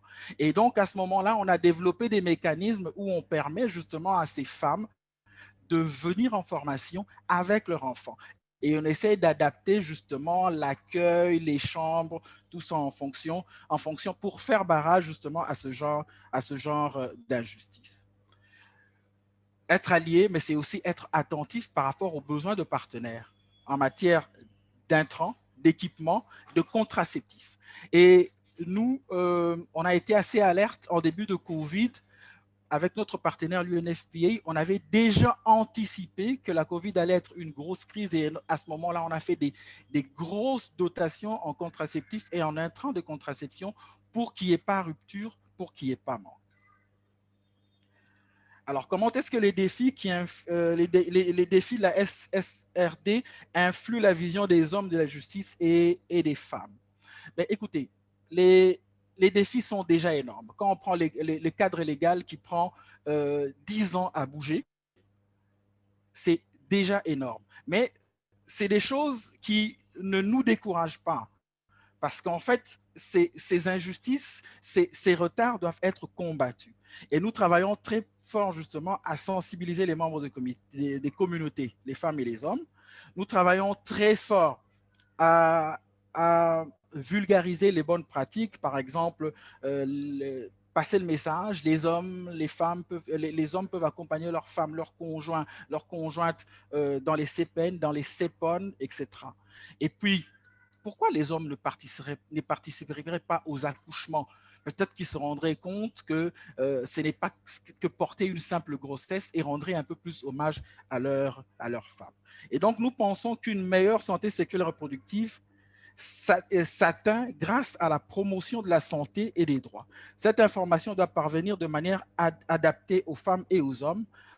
Parler de santé sexuelle et reproductive avec les hommes est essentiel pour s'engager dans la promotion d'une santé sexuelle saine et positive. Alors, comment miser sur les avancées positives comme moteur du changement? Les avancées, même s'ils sont minimes, même s'ils sont parcellaires, sont réellement porteurs de changement. Aujourd'hui, en RDC, on a un document qui certifie, on a une loi qui certifie que les avortements peuvent être légaux. Et à ce moment-là, on peut surfer dessus et changer notre discours pour pouvoir rassurer les praticiens. Pourquoi les hommes doivent continuer à s'engager dans la santé sexuelle et reproductive et les droits? Mais c'est simplement parce qu'ils sont à la fois sujets, donc bénéficiaires, et aussi partie prenante, donc les acteurs. S'engager pour une meilleure santé sexuelle et reproductive, c'est avoir confiance dans le potentiel de transformation de toutes les personnes, donc l'approche transformatrice dont parlait Sophie, et plus il y aura d'alliés, plus le potentiel de transformation sera grand. Et donc, nous concluons en disant que les masculinités positives font avancer de manière certaine la santé et les droits sexuels et reproductifs et sont un outil important pour la justice reproductive et sexuelle. Davantage des femmes occupent des postes de responsabilité dans le secteur de santé en RDC et en attendant une meilleure représentativité, les hommes et en particulier ceux qui ont un impact sur la santé des femmes doivent faire partie de la solution pour accélérer le changement. Je pense avoir dit l'essentiel et à mon avis, quelques pistes de solutions seraient de travailler sur les plus jeunes, travailler sur l'enseignement de la maternelle, travailler sur l'enseignement primaire, parce que ces enfants-là ne sont pas encore totalement formatés par le culturel, par le religieux. Et donc, ça fera des jeunes qui auront un regard plus novateur par rapport à la justice sexuelle et reproductive. Voilà, j'ai dit et je vous remercie. Merci beaucoup, Dr Bolikou Kiki, pour cette belle intervention justement sur le besoin d'intégrer l'égalité femmes-hommes et notamment les droits des femmes et des filles dans toute initiative et dans les projets de santé sexuelle et reproductive. Et vous avez bien mis l'accent sur le fait qu'il faut travailler avec les hommes, que les hommes sont des alliés nécessaires, notamment en ce qui concerne l'appui et à la participation des États et des divers partenaires par rapport à la sensibilisation sur la santé sexuelle et reproductive, concernant la planification des formations aussi, la sensibilisation des communautés, et que les hommes et les garçons sont vraiment des partenaires de choix qui contribuent à la transformation des pouvoirs inégalitaires entre hommes et femmes, notamment en lien avec la santé sexuelle et reproductive. Et vous avez conclu avec un rappel du besoin de travailler notamment avec les plus jeunes, donc notamment aussi avec des jeunes garçons, qui sont peut-être moins influencés par les normes culturelles et les attentes concernant leur propre masculinité et leur propre rôle dans la société. Donc, un grand merci à vous, docteur. Et je vais maintenant passer la parole à Madame Elsa Esther Chuta Gabriel, qui est coordinatrice et sage-femme à l'association Corazón del Agua au Guatemala. Donc, elle va parler espagnol et ça va être de toute façon traduit en français et en anglais. Et Elsa va parler du défi de l'intégration des pratiques communautaires autochtones, ancestrales en santé sexuelle et reproductive. Et notamment, elle va faire état du cas du Guatemala. Alors, bienvenue à Elsa et merci. Muchas gracias. Buenas tardes a todas, todos y todes. Me da alegría estar aquí con ustedes compartiendo experiencias y desafíos que encontramos acá en Guatemala. Yo me llamo Elsa, soy maya cachiquel. Me encuentro trabajando en una organización que se llama Corazón del Agua, y Corazón del Agua se dedica a dar becas a diferentes estudiantes, diferentes mujeres que están a favor de la salud y de los derechos de las mujeres en las comunidades. Entonces nos dedicamos a dar estas becas y a poder profesionalizar la partería profesional. Entonces aquí en Guatemala pues les voy a hablar un poquito sobre los desafíos e injusticias sexuales y reproductivos que encontramos al integrar las prácticas ancestrales de salud en el sistema de salud de Guatemala. En esta oportunidad les voy a hablar sobre las comadronas tradicionales y también sobre las parteras profesionales. Las comadronas tradicionales, como bien lo sabemos, son mujeres que vienen trayendo una profesión a través de sus ancestras, a través de la espiritualidad, y van dejando huellas en la vida de las mujeres y en la vida de las niñas también. Encontramos también las parteras profesionales, que este es mi caso. Yo soy graduada de una escuela de parteras en México, cuando no existía la carrera aquí en Guatemala. Cuando regresé, ya me encuentro con la escuela aquí en Guatemala, y las parteras profesionales pues tenemos la parte tradicional, la parte ancestral, la parte de la espiritualidad también, y también tenemos la parte de la evidencia científica. Entonces nosotras somos somos aliadas, ¿verdad?, de las comadronas, de las mujeres también, y nos dedicamos a dar diferentes prácticas, diferentes cursos, diferentes posibilidades, y que también la mujer pueda y tenga derecho a decidir. Nosotras somos mujeres aliadas, mujeres guardianas de los partos, de los derechos reproductivos, ¿verdad?, de la justicia social, y que también en las comunidades lejanas, en donde ellas no tienen acceso a servicios públicos, y de esta manera nosotros estamos trabajando para poder llegar a diferentes adolescentes, a diferentes niñas, a diferentes mamás que puedan decidir en dónde parir.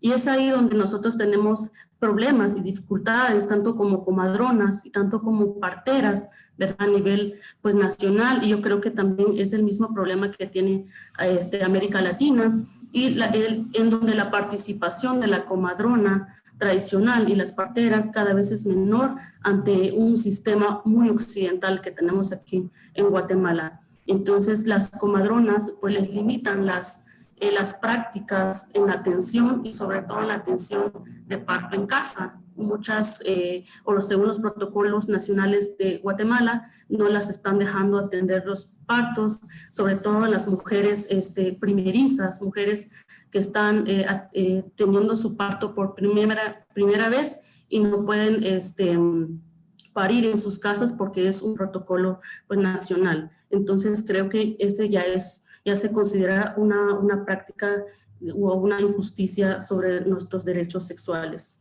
y reproductivos. También les imponen a las comadronas poder acudir a prácticas o a cursos cada mes en las instituciones públicas, en donde ellas tienen que acudir para poder tener derecho a un carnet, ¿verdad? Un carnet de comadrona, en donde les dan el derecho a poder atender el resto de partos en la comunidad y que puedan registrar a los bebés a través de las comadronas. Creo que esta es una manera de control hacia ellas, porque ellas no pueden decidir a quiénes pueden atender, sino que el sistema tiene que controlar esa parte, ¿verdad? Y obligarlas a participar escuchando charlas o escuchando los mismos temas frecuentes, ¿verdad?, en todo el año, para que puedan tener derecho a la atención en las comunidades. Y creo que es un derecho que las mujeres y que los pueblos tenemos, ¿verdad? Y tenemos para poder continuar atendiéndonos y poder crecer también con las prácticas ancestrales. Pero ¿qué pasa si estas comadronas no van al centro de salud o no van a recibir esas charlas? Simplemente les quitan el carnet y ya no pueden trabajar como comadronas. Si hay algún problema o una complicación, pues también les quitan el carnet y ya no tienen derecho a atender. Y una manera de ser aceptadas en el sistema de salud es que las comadronas realicen o usen prácticas médicas para que las puedan aceptar. Y nosotros, pues, la manera de las parteras profesionales también tenemos un pequeño problema, ¿verdad? O grande prácticamente en el sistema de salud, es nuestra participación como parteras profesionales, el no querer reconocernos. Y digo no reconocernos cuando no nos quieren continuar dando un registro sanitario como profesional, algo que es como un derecho que tiene cada profesional cuando sale de alguna universidad, es un derecho que se tiene y que el ministerio debe de reconocer, y sobre todo pues la labor que nosotras hacemos. Entonces, al no darnos ese registro, el Ministerio de Salud implica tampoco tener posibilidades de registrar a los bebés que nacen con nosotras las parteras. Simplemente lo tendríamos que hacer a través de la base legal, que sería como con una abogada, o ir a los cursos como lo hacen las comadronas para poder tener ese derecho de registrar a los bebés. De hecho, en el sistema o el registro nacional de las personas aquí en Guatemala no existe una casilla en donde diga que nosotras podemos o se registre ese bebé por medio de una partera profesional, porque prácticamente también esta carrera es nueva, ¿verdad? Y también no han hecho cambios y creo que también nos dejan y nos limitan las posibilidades de continuar. También el sistema de salud de Guatemala no reconoce las prácticas ancestrales, los terapeutas y las terapeutas mayas como ayuda para las comunidades, como ayuda para las personas que se encuentran lejos de un sistema de salud, comunidades que tienen acceso geográfico dificultoso, donde no puedan conseguir un carro para poder trasladarse o donde no tienen la posibilidad económica también de llegar a un sistema de salud y que también nuestro sistema de salud pues está desabastecido, ¿verdad? Con insumos o con lo que nosotros podemos tratar de curarnos. Y no reconoce esas prácticas como un apoyo para ellos y las comunidades también que puedan decidir a dónde ir, ¿verdad? Que puedan decidir si quieren atenderse con una comadrona, si quieren atenderse con terapeutas o en dado caso que se pueda hacer un traslado o una referencia para los hospitales, para un centro de salud, pues tampoco hay posibilidades, ¿verdad? No hay mucho que escoger en este caso. Y nos imponen una ideología única como un proceso de sanación, ¿verdad? Y no nos dan no reconocen esa parte de nuestras ancestras y también, y que puedan ayudar en este caso de que si las mujeres puedan llegar a un sistema de salud, pues también que les dejen escoger y elegir, ¿verdad? Y poder decidir, ¿verdad? Que la mujer pueda decidir cómo quiere que sea su parto, ¿verdad? Cómo quiere que sea o quiénes podrían acompañarla a ella en ese momento tan importante de su vida, porque prácticamente una mujer con trabajo de parto no se pone a pensar otras cosas, simplemente lo que ella quiere es resguardar y proteger la vida de su bebé y no piensa más allá de lo que existe, ¿verdad? De lo que hay y las prácticas que también el personal de salud o también incluso comadronas y parteras realizamos y que tal vez para su vida sea una violencia obstétrica. Los terapeutas, comadronas y parteras relatan también maltratos, que es lo que estaba como platicándoles, que también relatan humillaciones cuando se traslada alguna mujer, algún usuario también a un sistema y lo que llegan a decir pues es que ya está manipulada por la comadrona, que por qué te fuiste con ella, si ella no puede, si no tienen las capacidades necesarias, eso era de antiguo, esas prácticas ya no existen. Entonces también genera, ¿verdad? Genera vulnerabilidad en las comadronas, también en las usuarias, en las mujeres, al denigrar una profesión ancestral que existe y también y de esa manera también violentan los derechos de las mujeres y se considera ya como una violencia obstétrica. Y es rara vez que el médico pues también se da la oportunidad de decidir, ¿verdad? De conocer las prácticas ancestrales, de conocer este sistema de salud de los pueblos mayas. Son raros los médicos que aportan para una causa como esta. Ser partera, ser comadrona o ser terapeuta maya implica tener un desafío político, práctico y de persecución, porque puede también terminar con nuestra vida, ¿verdad? Con la vida de los terapeutas, porque es arriesgar nuestra vida y puede terminar en muerte, con los estigmas sociales que también nos pueden reconocer como brujos o como brujas, ¿verdad?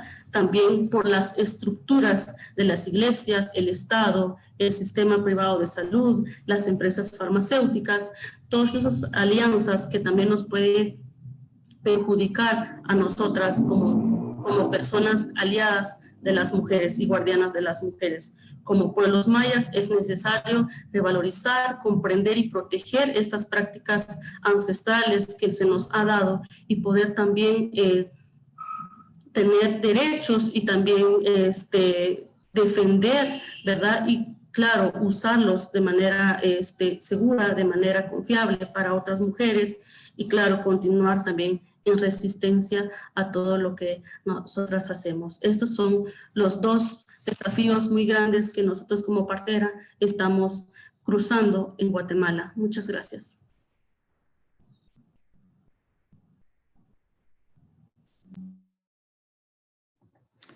Merci beaucoup Elsa pour ce bel exposé sur le travail des sages-femmes tant traditionnelles que professionnelles et les difficultés qui se posent par rapport à l'intégration des sages-femmes traditionnelles.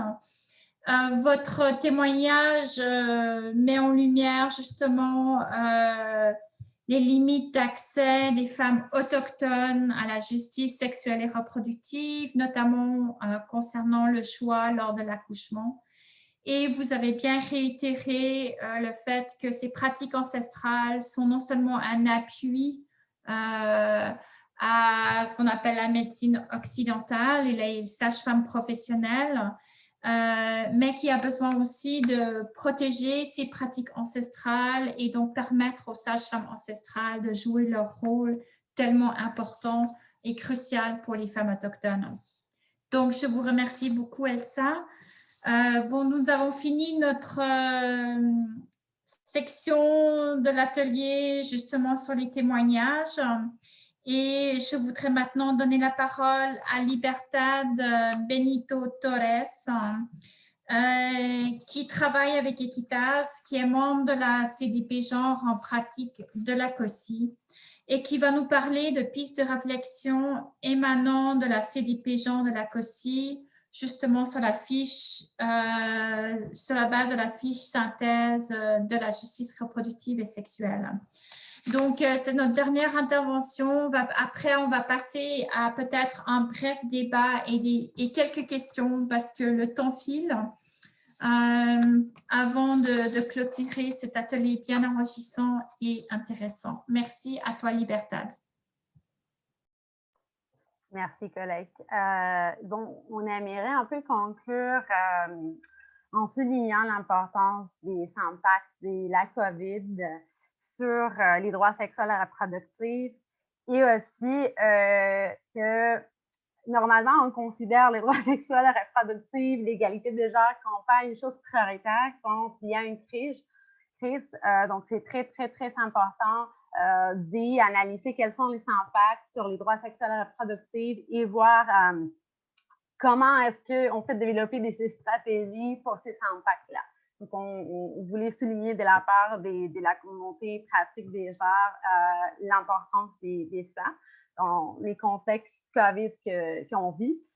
On aimerait aussi, pour conclure, rappeler que l'approche et les mouvements sur la justice reproductive et sexuelle vient des femmes racisées, particulièrement des femmes noires, autochtones et immigrantes, qui font une critique au mouvement pro-choix aux États-Unis. Pour nous, c'est important de reconnaître le travail et les origines de cette approche-là parce qu'on comprend qu'il y a toujours un risque d'instrumentalisation des approches, comme de l'approche intersectionnelle, par exemple. Donc, c'est très, très important de reconnaître tout ce travail-là. Aussi, d'être transparent et honnête. Personne, aucun organisme membre de la communauté pratique et de CQFD applique d'une façon systémique cette approche. On comprend qu'il y a certains éléments, certaines approches que les différents organismes vont appliquer dans leurs projets, leurs programmes. Par exemple, une approche fondée sur les droits humains, une approche participative, intersectionnelle, antiraciste, mais on ne l'applique pas de façon systémique. Donc, c'est là où on aimerait avancer dans l'application de cette approche et avoir une meilleure compréhension. Donc, c'est important de se questionner toujours, OK, est-ce que j'ai une bonne compréhension de cette approche? Est-ce qu'il y a vraiment une application réelle de cette approche ou c'est plutôt superficiel? Est-ce que j'ai sensibilisé et formé mes collègues dans les CCI ou pas? Donc, ça, c'est très, très important parce qu'il y a toujours ce risque de l'appropriation, de l'instrumentalisation des approches qui viennent des groupes marginalisés. Donc, on voulait souligner ça. Et on voulait aussi vous partager certains défis qu'on avait identifiés quand on a travaillé sur la fiche technique avec les collègues de la communauté de Pratique-Genre. Il y a des défis par rapport à la santé, aux droits sexuels reproductifs, avec certains cadres législatifs et certaines normes culturelles, religieuses, sociales qui posent des dangers en matière de santé et droits sexuels reproductifs. Quand on a des projets où on aborde la santé et les droits sexuels reproductifs, il y a aussi des risques sur les résistances par rapport à ces sujets-là. Donc, peut-être on a des problèmes, on peut avoir des risques dans la mise en œuvre de nos projets ou de nos activités. Il peut y avoir aussi des risques de représailles, donc des violences, des stigmatisations, des discriminations, d'exclusion aux défenseuses, personnes défenseuses des droits sexuels et reproductifs, et aussi au personnel des CCI. Donc, bien sûr, aborder ces enjeux-là, ces thématiques-là, ça vient avec certains défis qu'il faut faire face. Aussi, on a identifié que parfois, quand on va aborder les violences liées aux droits sexuels et reproductifs, parfois dans certaines organisations, il y a une manque des connaissances ou des ressources de comment aborder ces violences-là sans revictimiser les personnes survivantes de ces violences-là. Donc, il faut s'assurer qu'on a les ressources nécessaires pour ne pas causer du tort à personne. Donc, ça, c'est très important aussi pour nous d'identifier ces risques-là et développer des stratégies pour aborder ces risques-là. Aussi, il y a certaines thématiques comme l'accès à l'avortement, les droits sexuels reproductifs des personnes LGBT+, et aussi l'éducation sexuelle, aussi les impacts du colonialisme et du racisme sur les droits sexuels reproductifs qui peut être difficile à aborder dans certains contextes. Et aussi, il y a un défi si on travaille avec certains groupes, surtout les groupes les plus marginalisés. Il y a certains défis au niveau des représailles, au niveau de comment travailler peut-être ou les impacts que ça peut avoir. Donc, tout ça pour dire, est-ce que, alors, on ne va pas travailler sur ces enjeux ou avec ces groupes-là? On ne pense pas que ça, c'est la solution. On doit être courageuse. Il ne faut pas utiliser ces défis-là comme des excuses pour ne pas s'attaquer aux différents enjeux et pour travailler, faire des efforts pour travailler avec les groupes les plus marginalisés ou qui sont plus concernés par ces enjeux-là en matière des droits sexuels et reproductifs. Donc, qu'est-ce que pouvons-nous faire? Les différents organisations, on peut mener des analyses approfondies, mais qui utilisent vraiment des approches participatives, anticoloniales, intersectionnelles, où on va travailler la conception de notre travail, de nos projets, avec les groupes les plus marginalisés, les groupes plus concernés pour ces enjeux par rapport aux droits sexuels reproductifs. Ce n'est pas à nous d'établir un agenda. Il faut vraiment avoir des approches participatives. Et aussi, il faut, dans ces analyses-là, identifier quels sont les risques et les stratégies de mitigation, pas juste au début du projet, mais pendant toute la mise en œuvre du projet. Et, important, avec les groupes qui sont plus concernés. Ce n'est pas juste nous, on a hâte d'identifier ces risques et ces stratégies, mais vraiment travailler en collaboration et en partenariat avec les groupes qui sont plus concernés.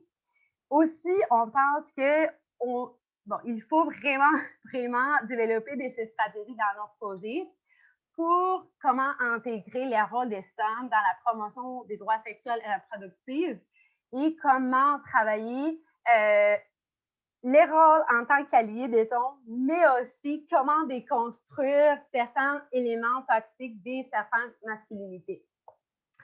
Aussi, pour aller un peu plus loin sur l'application de la justice sexuelle et reproductive, on pense que c'est très important de réfléchir quelles sont la définition, l'interprétation de l'égalité des genres. Est-ce qu'on a une vision de l'égalité des genres qui va renforcer certaines discriminations? Est-ce que c'est une définition binaire qui va renforcer les binarismes hommes-femmes? Est-ce qu'on inclut les personnes non binaires, par exemple? Est-ce qu'on a une vision de la femme qui peut être transphobique? Donc, il faut réfléchir à ça. La même chose pour la violence. Comment on comprend la violence basée sur les genres? Est-ce que on inclut les personnes non-binaires? Est-ce qu'on inclut les violences aux personnes pour son expression des genres, pour son identité des genres? Ou, encore une fois, on a une vision très binaire et aussi cis des violences fondées sur les genres? Aussi, est-ce qu'il y a des sujets que peut-être on n'est pas en train d'aborder, mais qui ont des impacts sur les groupes les plus marginalisés et discriminés dans les sociétés? Par exemple, on a mis ça dans la fiche technique. On parlait de ces stérilisations forcées. Est-ce que nous avons des projets qui abordent les stérilisations forcées, surtout des femmes racisées, des personnes vivant avec des handicaps et aussi des personnes LGBT+. Et une chose que je pense que c'était très important aussi et que Elsa a mentionné, c'est est-ce que dans notre vision approche sur la santé et les droits sexuels reproductifs, on a une vision occidentale? Est-ce qu'on se questionne ou pas? Est-ce qu'on inclut des approches autochtones, communautaires, dans nos projets, dans notre travail sur la santé et les droits sexuels reproductifs, ou est-ce qu'on utilise juste des visions, des approches occidentales? Et bon, c'est très complexe, mais nous pensons qu'il faut faire des efforts au niveau individuel et collectif pour vraiment contribuer à la déconstruction des rapports des pouvoirs, des systèmes d'oppression qui ont des impacts sur les droits sexuels et reproductifs.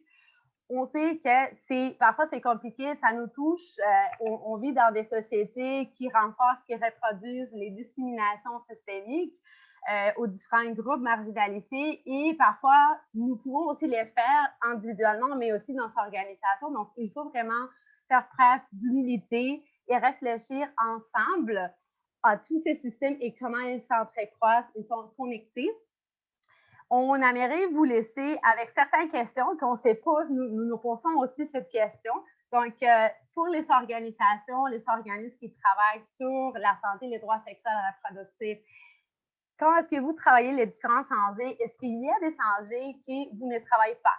Et pourquoi? Aussi, est-ce qu'avec les groupes que vous travaillez, il y a certains groupes avec lesquels vous ne travaillez pas? Pourquoi? Et aussi, qui sont vos partenaires principaux? Pourquoi vous avez choisi ces partenaires? Et ça, c'est une question plutôt pour les bailleurs des fonds, mais quelles sont les exigences et les priorités des bailleurs des fonds quand on parle des projets ou du travail sur les droits sexuels et reproductifs et la santé? Est-ce qu'il y a certains thèmes qui sont priorisés et pourquoi? Est-ce qu'il y a certains groupes qui sont plutôt les cibles que d'autres? Est-ce que nos approches on a des approches qui questionnent certaines choses ou pas? Et aussi, est-ce que nos projets contribuent-ils à une perpétuation de certains systèmes d'oppression? Par exemple, on peut essayer de déconstruire les patriarcats, les sexismes, mais on est en train peut-être de renforcer les colonialismes ou les racismes avec notre approche. La dernière question, et je m'arrête là, je vois Cécilia. La dernière question, est-ce que quand on mène des projets, nos projets contribuent-ils à répondre juste aux besoins? On a des projets qui visent la transformation des rapports des pouvoirs. Donc, on a des approches transformatrices ou juste qui répondent aux besoins. Donc, je vous laisse avec toutes ces questions que nous avons, tous les collègues de la communauté pratique, et au plaisir d'en discuter. Merci. Merci, Libertad.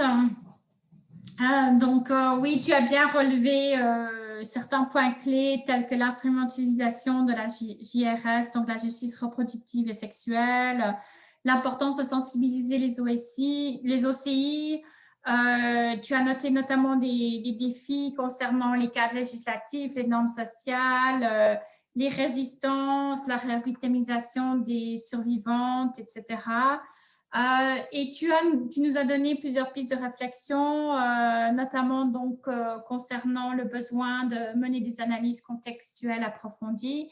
Mais tu as terminé ta présentation avec une série de questions qui vraiment, quelque part, nous guident dans nos actions et nos approches sur la justice sexuelle et reproductive.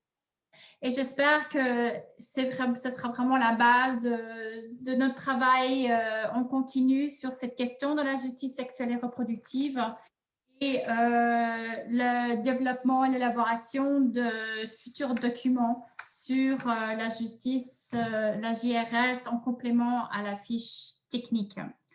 Donc, ouais, on est presque arrivé à la fin de notre atelier. On a encore quelques minutes et j'espère que peut-être vous pourriez encore rester peut-être 3 ou 4 minutes de plus parce que l'idée quand même de cet atelier, c'est d'enrichir les savoirs, de favoriser les échanges et les expériences pour de meilleures pratiques en matière de lutte contre l'injustice reproductive et sexuelle sous un regard féministe intersectionnel. Donc, je voudrais peut-être ouvrir le débat ou bien au moins permettre à certaines personnes de poser des questions ou faire des suggestions, faire des commentaires. Donc, est-ce que vous pourriez, s'il vous plaît, utiliser le chat et puis on essayera de prendre 2 ou 3 questions ou commentaires de la part des participants et des participantes. Merci.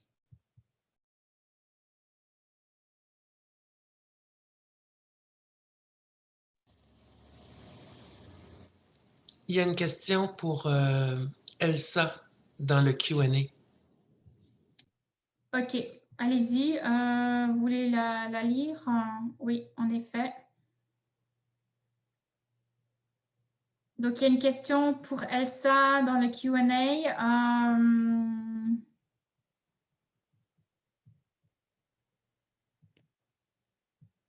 Oui, je la...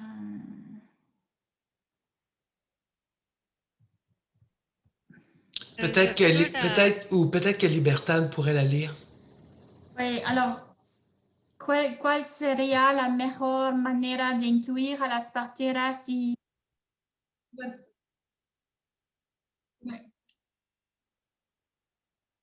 Libertad, le son. Ton micro est fermé, Libertad. Désolé. ¿Cuál sería la mejor manera de incluir a las parteras y comadronas al sistema de salud? ¿Cuáles son las medidas a impulsar para consolidar un trabajo coordinado que asegura una calidad de cuidado y servicios a las mujeres mayas, sabiendo que los partos deben ser culturalmente sensibles y que pueden necesitar intervenciones medicales? Usted ha bien identificado las problemáticas, pero ¿cómo mejorar la situación? Es para ti, Elsa. Gracias. Elsa, oui. Muchas gracias por el interés. Considero que el Ministerio de Salud registre como profesionales de la salud, ¿verdad? Tanto a comadronas como a parteras, y de esa manera reconoce que la mujer tiene derecho de escoger por quién ser atendida. Y que también que se crea espacios dentro del sistema de salud, puestos de trabajo que incluyan a las parteras y a las comadronas como un personal más de salud para poder cambiar la forma de la atención también, los partos respetados, humanizados y obviamente y sobre todo era con pertinencia cultural, que también ya sea en casas maternas o en instancias públicas deben de ser de manera respetuosa y viendo también las necesidades de las mujeres y también viendo también las necesidades que se hay en Guatemala, que estamos escasos recursos porque también está desabastecido el sistema de salud y creo que de una manera práctica y mejor es incluirnos a nosotras, darnos ese derecho del registro sanitario, que es lo que estamos buscando para poder ejercer y que los bebés tengan derecho también de poder registrarse o que sea atendido por una comadrona o por una partera.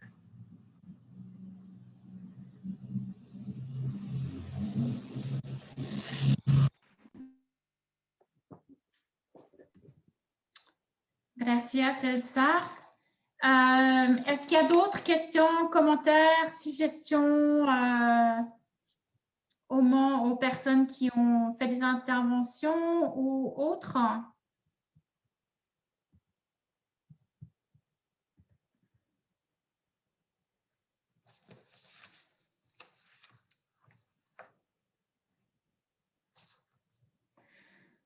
Bon, ben on est arrivé en tout cas à la fin de notre atelier. Alors, je voudrais remercier tout le monde. Je voudrais remercier tous les participants et les participantes. Et je voudrais remercier les intervenants et les intervenantes pour vraiment ce riche débat. Je voudrais rappeler que la CDP Genre de la COSI poursuivra ce processus de réflexion et d'échange d'expériences au sujet de la justice reproductive et sexuelle et que d'autres activités auront lieu de ce cadre. On vous tiendra informé. Mais avant de conclure et de terminer, je voudrais passer la parole encore une fois à Mounia pour peut-être quelques mots de clôture. Merci Mounia. Ah, je ne pensais pas prendre la parole à la fin, mais oui, d'accord. Je voudrais surtout insister sur le fait que cet atelier, les discussions qui ont eu lieu, la fiche technique qu'on a élaborée à propos de la justice reproductive et sexuelle ne sont que le début d'un processus. Merci à toutes les personnes participantes du Sud de leur apport, de leur témoignage, de leur savoir, mais c'est une co-construction en continu et on reviendra avec de la documentation qui fera suite à la fiche technique et avec des rencontres comme celle-là pour continuer cette co-construction d'échange des savoirs et d'échange des expériences en vue de meilleures pratiques dans la lutte contre l'injustice reproductive et sexuelle. Et merci à tout le monde. Merci beaucoup Cécilia de ton animation. Merci Mounia. Alors peut-être au revoir tout le monde.